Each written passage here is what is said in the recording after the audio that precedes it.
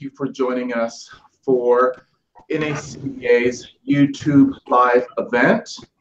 I'm Brian Jones, NACVA's Chief Operations Officer and Executive Vice President. The topic for today's YouTube live event is really focused for CPAs. I'm tired of taxes is our content, the talking points we'll get to today. NACVA was founded in 1991 as a CPA-only organization, originally focusing on the Certified Valuation Analyst CVA credential for CPAs. Some years after that, the association opened up the credentialing process to non-CPAs, and we've grown the membership in the past 27 years to almost 7,000 credentialed members, including CPAs, many of them are, but around the world. On this YouTube live event with us are two members, CVA members of the association, Sherry Ziesenheim and Zach Myers. Both hold the CPA license, and through this few minutes of chat, we're going to speak about the CPA license and how it's a great fit for CPAs to move into consulting, specifically business valuation. Hi, Sherry. Hi, Zach. Thanks for joining us today. Thanks, Brian. Hi, Brian. How y'all doing? Great. Busy. Yeah. So we did a lot of social media promoting the theme "Tired of Taxes." Certainly, most CPAs, particularly if you're joining us on this event today, you're just coming out of tax season. It's winding up. Certainly, you've been busy and anxious and supporting your clients. But the concept really is coming out of tax season, thinking about other opportunities for your practice. And so let's just dive into that topic, Sherry and Zach, both of you being CPAs. I'm starting with Sherry. Talk to us a little bit about your CPA license, how you achieved it, what kind of work you were doing, and why specializing in business valuation became of interest to you in moving your practice in that direction.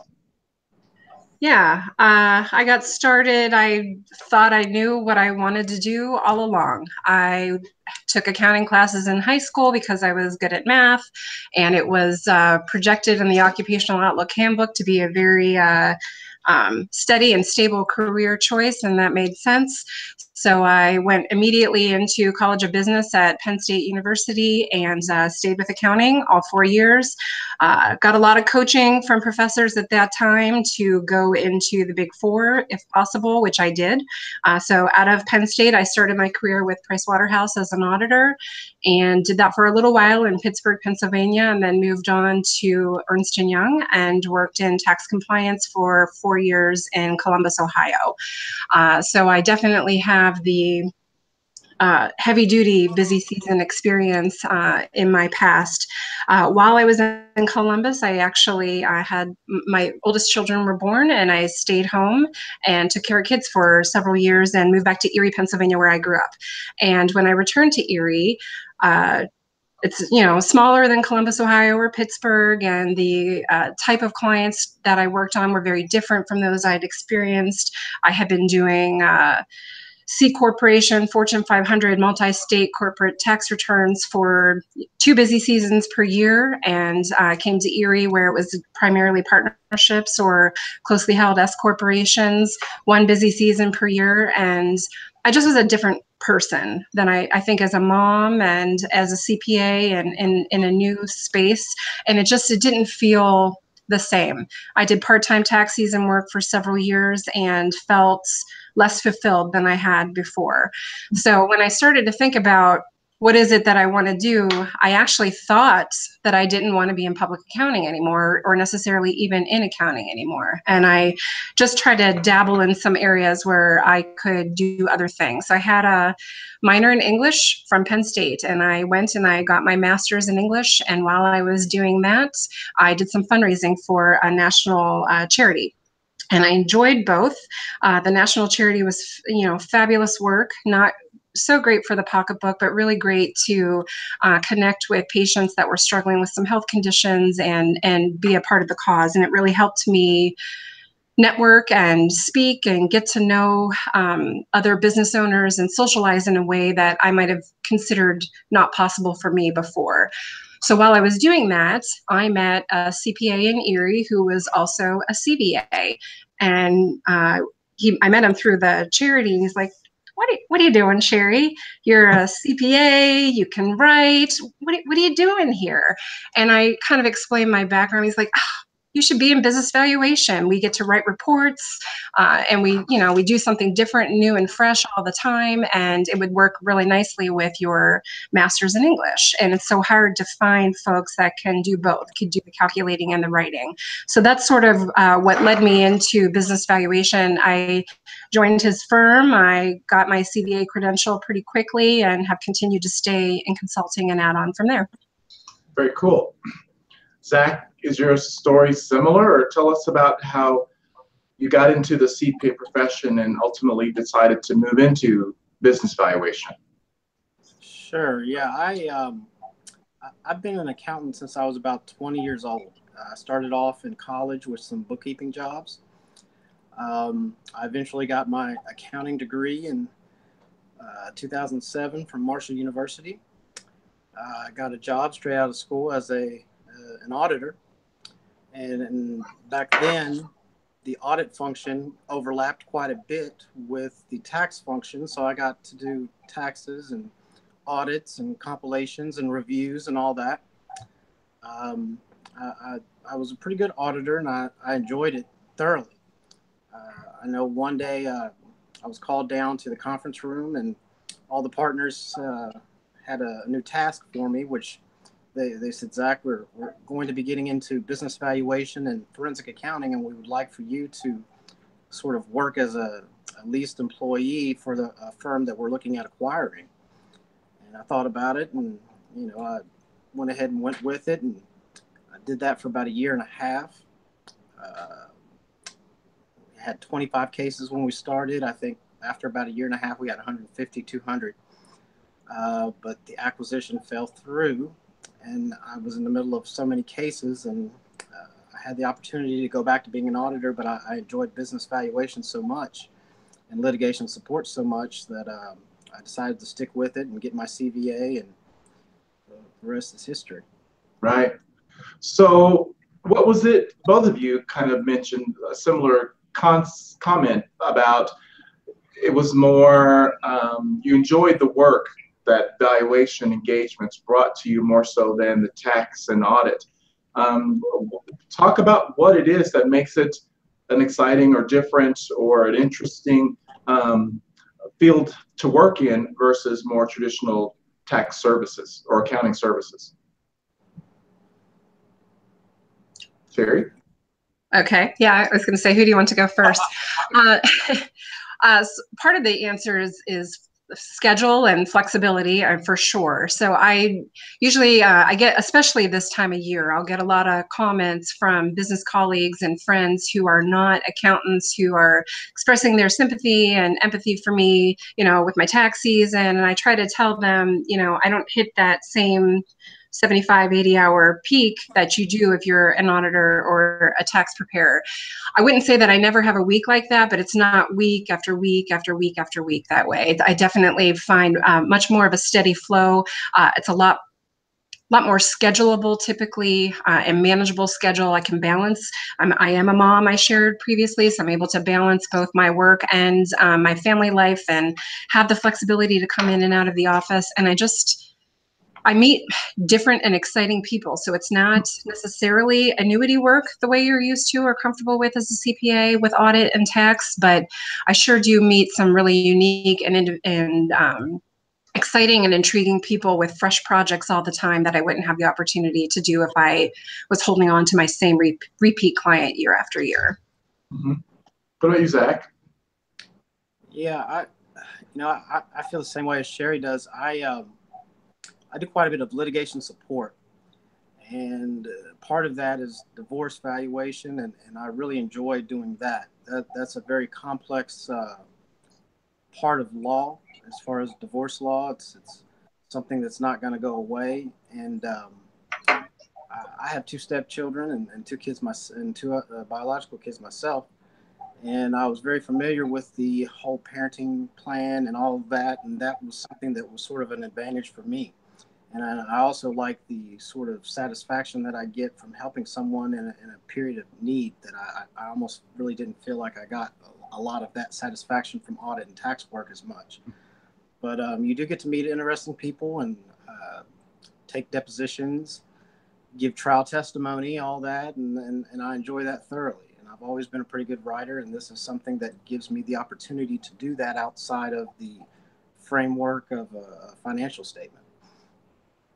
When we were preparing for this event, the three of us got a chance to talk, and Zach, you specifically mentioned about how business valuation helped move you farther and quicker along in your practice as well as your career, also from an income perspective, quicker than you felt would have happened if you were a traditional, doing traditional CPA accounting work. Can you talk a bit about how the CBA has benefited your professional growth, your practice, and some of the aspects that have opened the doors for you to escalate those goals?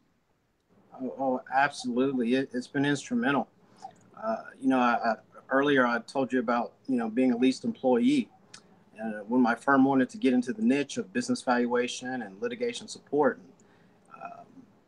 during that time period, I just passed my CPA and was looking towards something to add on to make myself more valuable. Because after I passed my CPA, while you're studying for it, you envision doubling your salary once you pass and being a partner 2 years later. And of course, that never happens.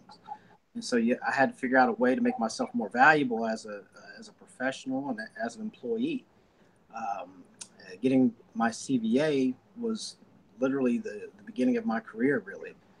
That effectively moved me from a leased employee to a COO, Chief Operating Officer, to a partner, to managing partner, to where I'm at now, where I run my own firm. And I did that in a very short period of time. I've done like 1,500 cases that I've been retained in since 2011. I know I couldn't have done that just with my CPA alone. The CVA opened doors to establish credibility, especially when you're young in your career, and people look at you like, oh, well, you're 30 years old. How could you do anything or be an expert at anything in life? But it was very instrumental for me because the training has always been very good, and the opportunities to take part in the various boards is another thing that has been instrumental to me personally. If you look at the boards at NACVA, it's a wonderful thing. You see women, you see people of all ages, you see a very diverse group of very astute professionals, and if you want to be a member of something and be a part of something, that the NACVA was where it was at for me, and it's really opened up a number of doors with my membership on the standards board, as well as the articles and things that I have the opportunity to write. That's great. One of the chief reasons why NACVA is a successful organization is because it is member driven. Members like yourself and Sherry, from the very beginning of the association in the 90s, worked with the headquarters staff to not only, build curriculum to have a strong certification, but the resources from those members working in the profession from a training perspective and other resources. We collaborate with our members to not just provide them with a technical certification, but a whole suite of services to make sure they can succeed. Zach, you mentioned you specialize in divorce litigation. Sherry, what are some of the areas of specialty that you work in and use your CBA with your clients? It is also actually primarily divorce litigation. So I have been working in that field since I earned my CBA for about so a little over 6 years now. And I will work in litigation support, so more of a traditional model for divorcing pairs where a business is involved. I'm also trained as a financial neutral in something called collaborative practice. And I'm getting ready actually to embark on a 40-hour mediation training this upcoming Saturday. So I find that I'm using business valuation currently much more frequently in the area of divorce. And again, whether fighting in a traditional model, and the requirements and the standards are going to be different for that versus working as a financial neutral and alternative dispute resolution. But I get to do both, and I enjoy both for different reasons. I started actually with a focus on medical practice valuations in the community where I was originally when I earned my CBA. There was a huge buy-up of hospitals buying private medical practices. And so I had opportunity to look at cardiology, ophthalmology, physical therapy, obstetrics and gynecology, and I enjoyed that as well. So I've kind of transitioned out of that as most of the private practices have been purchased. There's just not quite as much need in the smaller communities now. So divorce, unfortunately, it still keeps one busy. Yeah. Well, also, for those of you viewing, partners divorce in firms. So, Right. CPAs can also work specializing in partnership disputes.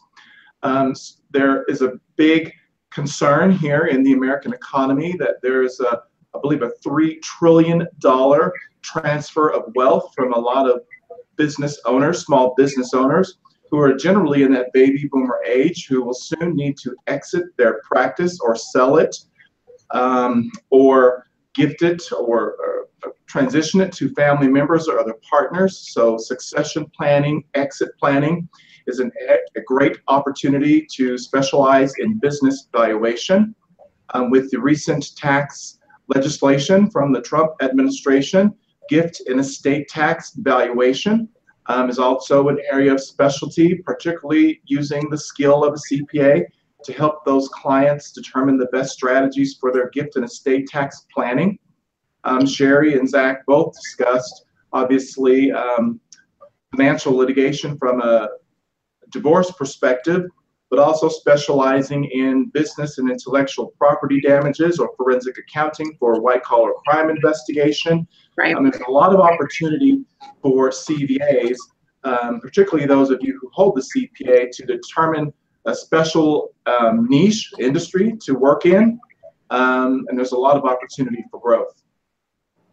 Any other thoughts on that, Zach, Sherry, for specializing in particular areas, or maybe some that you would find interesting or you feel are growing?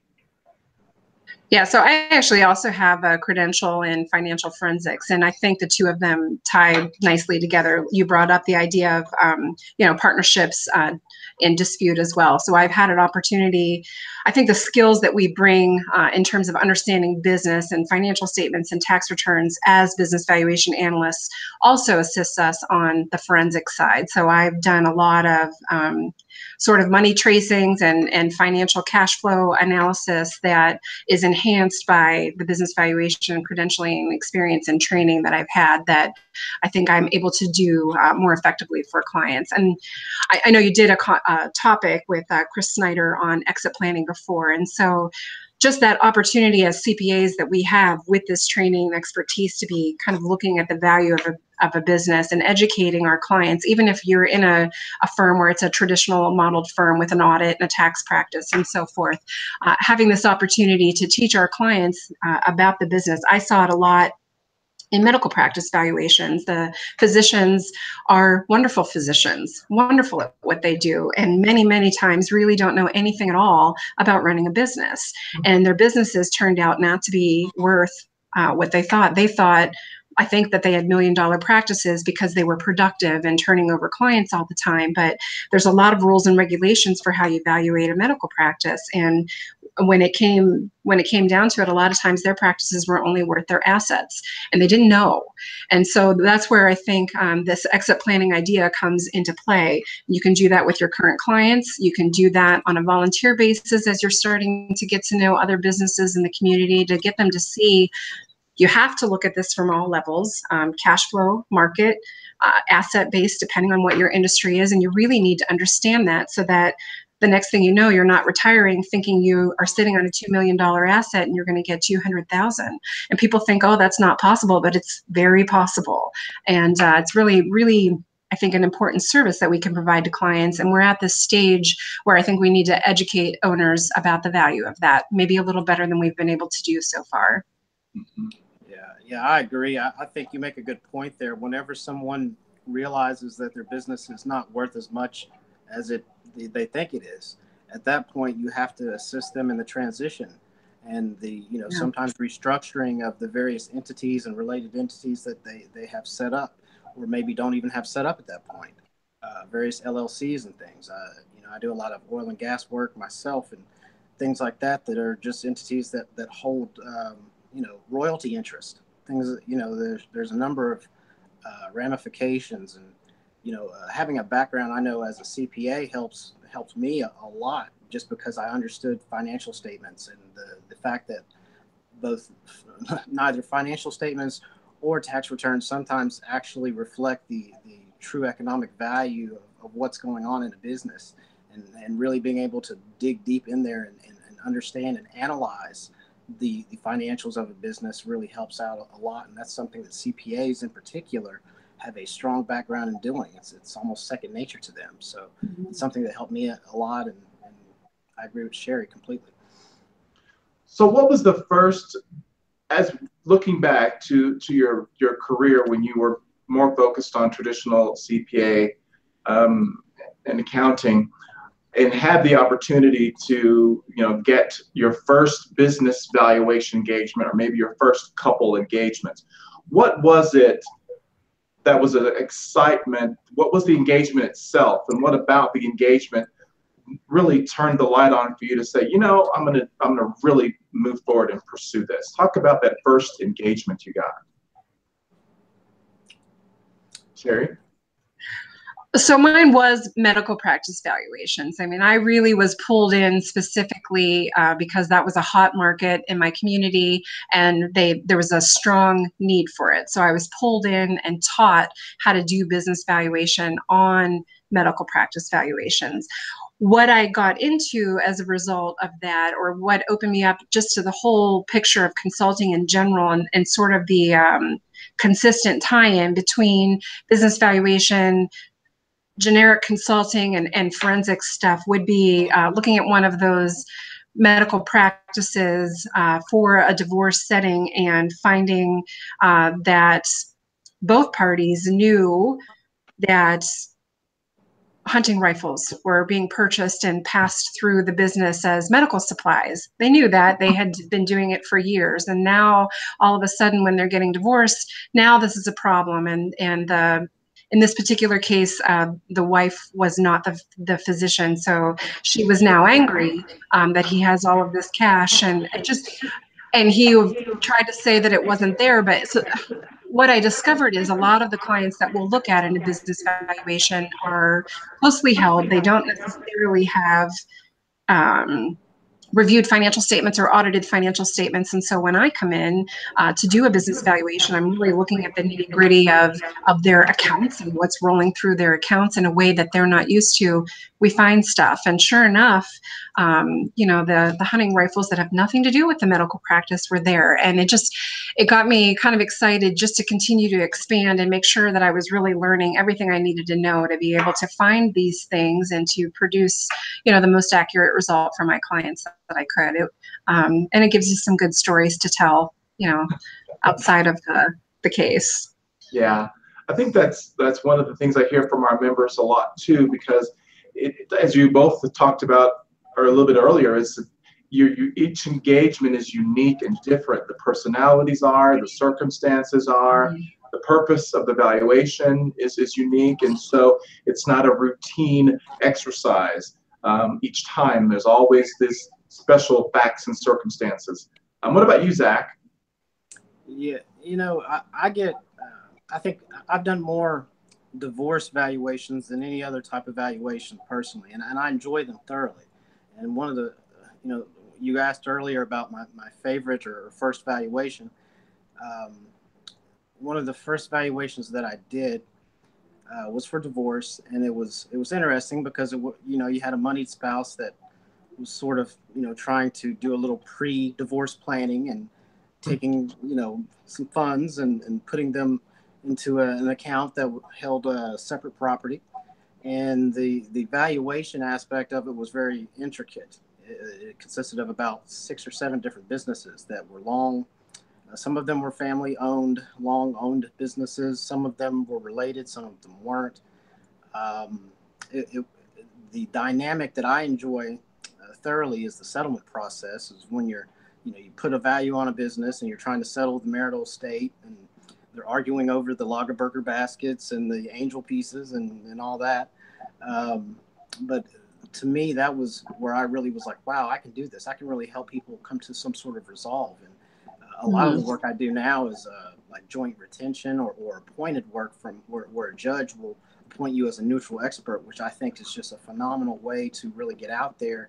And it's a little harder. You have to go out of your way to be fair, and give not only be fair, but give the appearance of being fair and all that. But that type of work to me was exciting from the beginning, and it excites me to this day.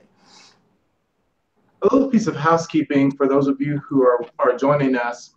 In order to achieve the CVA, Certified Valuation Analyst credential, CPAs, active CPA credential holders, license holders, automatically qualify for the CVA.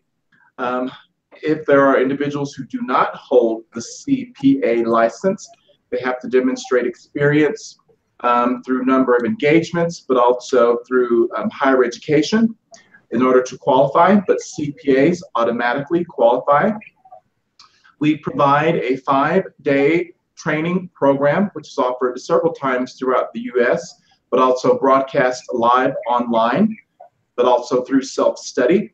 And through the curriculum in our Business Valuation Certification and Training Center, it is a comprehensive training where you learn all the methodologies, approaches, legal theory and foundations, standards as well in business valuation. It's an intense training which prepares the candidates for the proctored exam. The proctored exam is based on the body of knowledge, which is the content being taught in the live training. And so qualifying as a CPA, passing the proctored exam, and then also submitting a demonstration report valuation of a subject company is the third aspect of credentialing. So it's a very comprehensive training to the theory and methodologies and practice of business valuation, but obtaining the credential also requires the holders to actually roll their sleeves up with a subject company and perform a valuation. And having completed all those steps, the individuals then earn the CVA. On the NACVA.com/CVA, on that page, you can see the criteria more in detail, as well as the training in more detail, and a little bit of background as to benefits for achieving the CVA certification. So back to you, Sherry and Zach. We're in a place in our culture, and technology is taking over. Automation is coming into place. Certainly the tax profession, the accounting profession has experienced a lot of that automation and growth.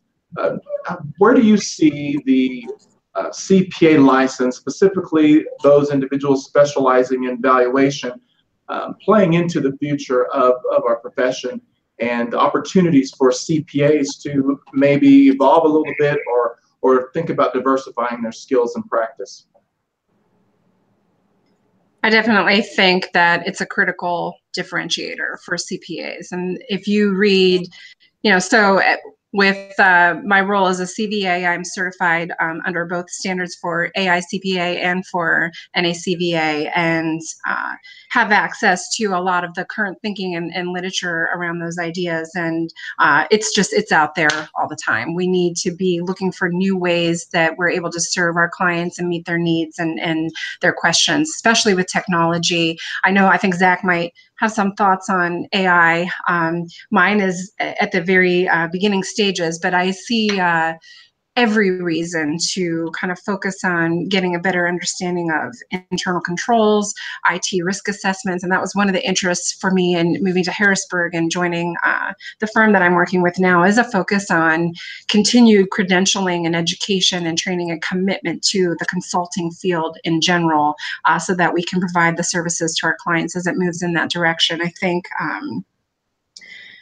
think it's the only way to be different. And as you were kind of going through the criteria for becoming a CVA and the training process and the proctored exam and so forth, I was remembering my experience. And I think another benefit that you get from it is just this community of like-minded individuals that are committed to being the best at what they do, committed to learning more, committed to always thinking of a new and a better way to approach how we look at businesses and how we service clients. I think that you don't have that out in just what I would call the regular CPA world. And I have so much fun, actually, when I go to a conference. They're exhausting. I don't get enough sleep, but I meet such amazing and interesting people, and you've got someone to talk with about the way that they looked at a particular business, if they're maybe studying the same industry that you are. And I think that this community is the freshest thinking and the most progressive and forward thinking that we have in the CPA community. And I'm grateful to be a part of it. Oh, very good. Yeah, I agree with Sherry for the most part. I think that, I know that at the conference this year, one of the keynotes is going to be talking about artificial intelligence. And, this is something that's hitting the accounting world a little bit late. You in my state, you saw it with industries like coal mining, where you have a machine and an individual with a special certification that's able to do the job of 16 people. Okay, that day is coming in accounting. And when you have your CPA, that's a great credential, don't get me wrong. That is a fantastic credential that I think is a huge milestone that is almost a necessity. But there's about 500,000, give or take, other CPAs out there. And so with, things like artificial intelligence, things that are going to, put pressure to reduce the workforce because you're going to be able to do more with less. You have to, as an individual, give yourself the value. You have to enhance your own professional, personal value. And the way you do that, at least in a financial profession, is by getting something like the CVA. That enhances your value and your ability to do things, because I foresee quite a bit of, firms merging and things like that. And, really artificial intelligence is limited to a certain extent, but the things like business valuation, financial forensics, those require a human element that I think will almost always be there. And I think that if you were to try to pursue those niches now, it would be advantageous. It certainly has been advantageous to me, and I think that it's something that is the CVA sort of enables a professional to do. Thank you. I appreciate both of you for your time today. It looks like we've got a really good audience online as well. So for all of you watching, thank you for joining us. Here is my name and my email address, if you can see that. We have some training available online on demand. A webinar series called Business Valuation Fundamentals for CPAs. It's a great thing to consider if you're thinking of getting into business valuation and want to get a little better understanding of what's involved in learning the practice and theory of business valuation. If you're watching and are interested in learning more, shoot me an email and we will provide you with 10 hours of continuing education at no cost. We also offer our live training for the CVA, as I mentioned, many times all throughout the US, but also live online and through self-study. If you're thinking about getting into business valuation, we also have a robust library of 700 recorded webinars on demand on virtually every industry, topic, theory, practice, trend in the valuation and financial litigation profession. So through the website, nacva.com, specifically if you're interested in the CVA, click on the certifications tab above those sliding banners, and also the professional education tab where you can find more of our on-demand library. Again, here's my email. Hopefully you can see that. But thank you, Sherry, Zach, for joining us. And for those of you online who are tired of taxes, business valuation can transform your career, and the NACVA can certainly work with you so that you can succeed. Thanks again for joining us, and we'll hope to see you on another YouTube live event. Thank you. Thanks. Bye.